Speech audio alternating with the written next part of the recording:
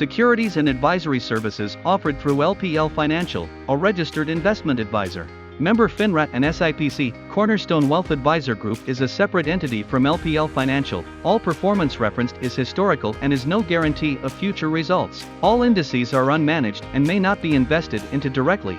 During this segment, we may discuss specific investments. These discussions are for general information only and are not intended to provide specific advice or recommendations for anyone listening to the show. Please consult a qualified legal, tax, or financial professional prior to investing to determine what is appropriate for you. Investing involves risk, including loss of principal. Content in this material is for general information only and not intended to provide specific advice or recommendations for any individual. All performance referenced is historical and is no guarantee of future results. All indices are unmanaged and may not be invested into directly. All investing involves risk, including loss of principal. No strategy guarantees success or protects against loss. Good afternoon. How are you today? Steve Campbell here, Cornerstone Wealth Advisor Group. It is almost NCAA tournament time for basketball, which is a potentially exciting time if you have a team that's good. And then you can get your heart broken too as well. So hopefully my team, Virginia Cavaliers, doesn't break my heart this year.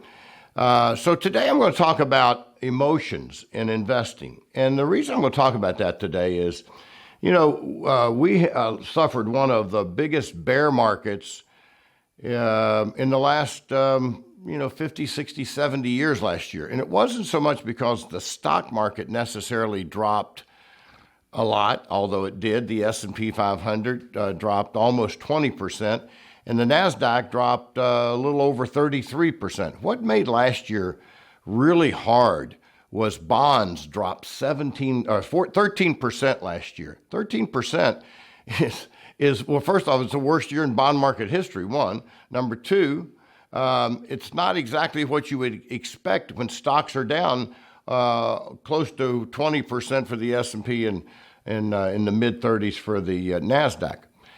And I think going into this year, there was a lot of optimism, me included, thinking that this year we would be in a really good place. And lo and behold, January was a tremendous month. According to Barron's, the S&P was up 6% in January. The NASDAQ was up almost 15%. That was great. So we knew we couldn't keep that pace, but February is just kind of another punch in the mouth.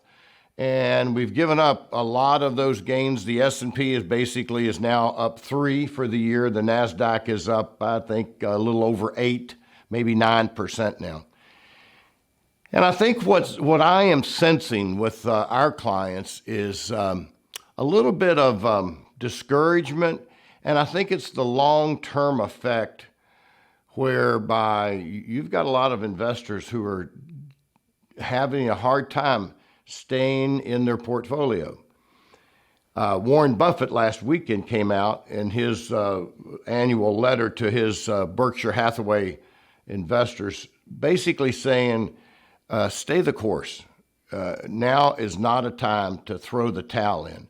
I couldn't think of better advice with this. And, I want to bring up some statistics that hopefully our compliance department will allow me to say. According to the American Funds Group, our Capital Research and Management, since 1950, the average bear market has been 14 months and down a little more than 36%. Not good. But the average bull market has been 72 months, up 279%. Now, just think about this. Down 14 months, 36%, up 72 months or 6 years, up 279%. Now, I wish my buddy Tyler would let me walk around, but I can't do that. But it's like 6 steps forward and 1 step back. Nothing wrong with that when you're talking about, I'll be glad to, in my stock portfolio, I'll be glad to take a hit of down 36 if in the next 6 years on average I can go up 279%. But I can tell you right now, investors are starting to get discouraged, and please hear me when I say this. When it comes to the Federal Reserve and inflation, right now, what's happening in the economy right now is the Federal Reserve is saying we still see inflation. What we've done so far has not exactly been what we had hoped. We had hoped by now inflation would be vanquished, and it's not.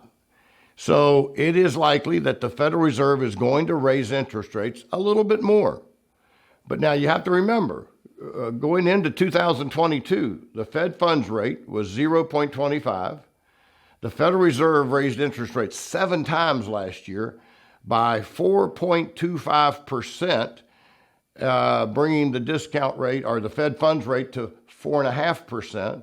They've raised rates 1/4 point in February, so now we're at 4.75%. I don't know where they're going to end, and it looks like it's going to be somewhere between 5 and 5.5%. But if you look historically at the markets, you could be absolutely right in saying the Federal Reserve have raised rates about 95% of what they're going to do, and they are almost done.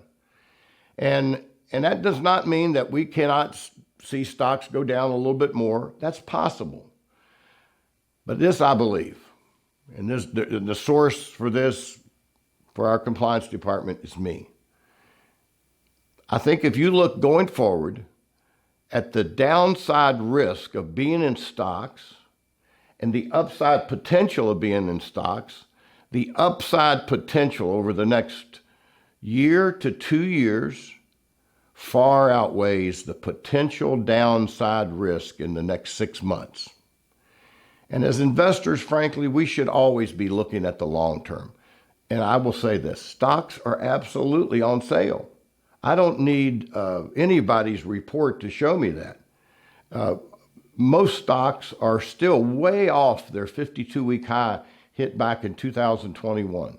And there was a whole lot of things that went wrong in 2020, 2021, a whole lot of policies that I didn't agree with the Biden administration, a whole lot of printing money by the Federal Reserve and by Congress, things we gave money to anybody and everybody. But I believe this, that if you look at history is on the side for the markets to rally. That does not mean that the next 6 months will go straight up. February was a great example of that. And I would just say this, whether you're a client of mine or whether you're just viewing this maybe for the first time, history is on the side of the next couple of years being very positive.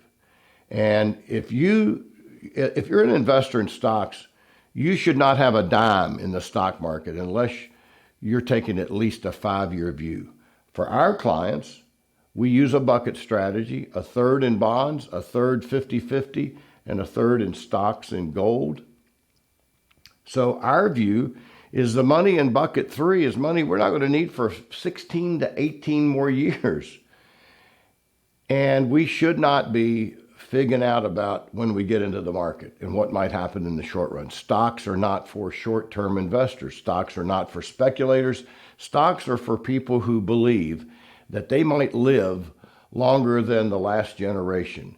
And if you retire at age 60, or let's just make even a broader statement. If you're retiring between the ages of 55 and 65, you're likely going to live another 30 to 40 more years. And if you do, your cost of living is likely to double every 20 years or so, give or take a couple years.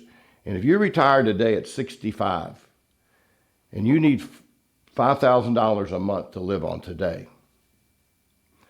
in 20 years, when you're 85, you're going to need about $10,000 a month. The only way you're going to get there is to own some equities. And I would I cannot encourage you more. Take your eyes off the news right now. Stocks are for long-term investors. And if you've got a professional money manager managing your money, picking the stocks, hopefully likely they are not as emotional as investors are, and they're taking advantage of this good time to be invested in the stock market. So with all of that, I hope your weekend is good. Saturday, I'm going to see my favorite basketball team. Oh, it's over on this side. My favorite basketball team is the University of Virginia. Senior day, my favorite basketball player is Kihei Clark, who I hope one day they put his jersey up in the rafters. He made the pass that caused them to get to the Final Four to allow them to win a national championship team. He's 5'8", 5'9", and I love watching him play because he doesn't look at obstacles as obstacles. He looks at 7-foot post players as easy people to blow by and shoot layups. You know, in life, our attitude has a lot to do with where we end up in life. And you can't be an athlete without having courage and optimism. And frankly, you can't be an investor without having some courage and an attitude of optimism. So with that, I hope your weekend is great, and we'll be talking to you next week.